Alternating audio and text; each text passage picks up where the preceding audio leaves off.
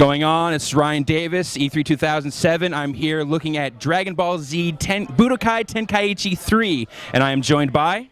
My name is Yasu. My name is Ryo. And so yeah, let's get into the game and let's see what's new with Tenkaichi 3. Tell me just something about some of the new features, and let's check it out. Sure.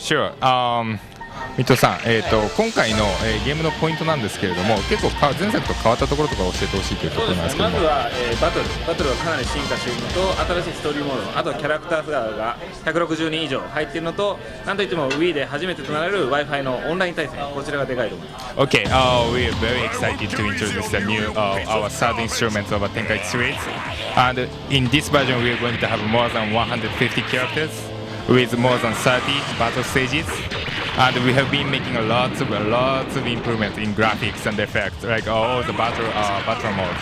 And also, the biggest challenge is we are going to have an online feature on the Wii version. Yes. So let's see some of that in action. You say there's over 150 new characters? Yes, over 150 playable characters. How many of those are going to be new from Tenkaichi 2? 天下一2から追加されている新キャラってどれぐらいいますかね。ですね、20人以上、More than 20 totally new characters from the previous game. Excellent. And so are a lot of these new characters, are these going to be from GT from later in the series, or are these like more minor characters from earlier on? Kind of what's the split there?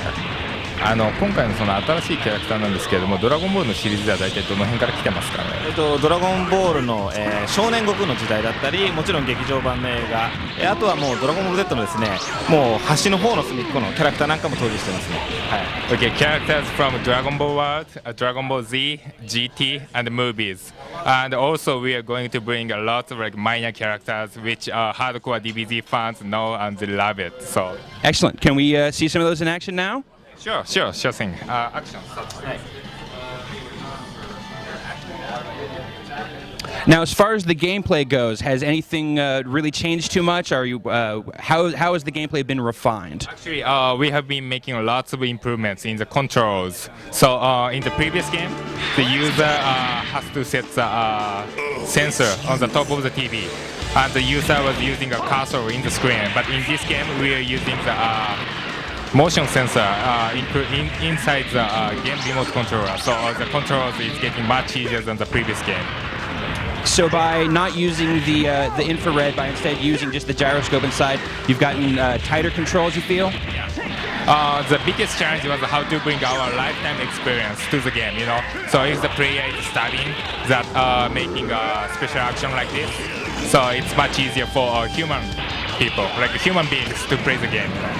Now, I'm seeing that he's pulling the controller back when he's going to throw a fireball or Kamehameha wave.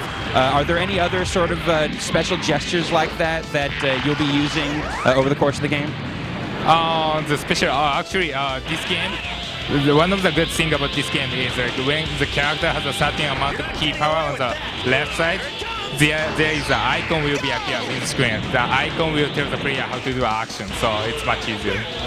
So all that stuff is explained to you over the course of the game. It's not like something you have to figure out for yourself. Yes. Actually, yes.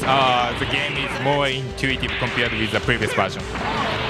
So we've seen that you've got a lot of fighters, you've got a lot of new places to play. What are the gameplay modes look like? Like, what's the big main single-player story mode like? We have about 10 game mode in the game. You know, of course we have a dueling mode, battle stages, ultimate battle, and also story mode. And the story mode is totally different from the previous game. So we are very excited to introduce this game because the game mode is totally different from the previous game. You know? Excellent. Well, that should just about do it. That's Dragon Ball Z Budokai Tenkaichi 3.